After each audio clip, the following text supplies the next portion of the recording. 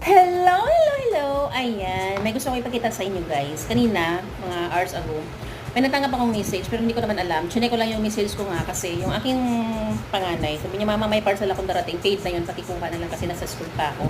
Kasi number ko naman yung nilagay niya doon. Sabi ko, sige. Pero chinek ko na yung, nung pag-check ko, nagulat ako kasi may dumating na message na sabi, Mars, baba ka kasi yung inaanak mo darating, may pasalubong ako sa'yo. Siyempre, nagulat si mama. So, ito na nga. Tingnan natin kung ano ang binigay natin kumare. Yung aking kumare ay kararating lang today, galing sa ibang bansa. Nagbigay ng ganito. Yung baby girl niya, yung pangalawa, inaanak na ng asawa.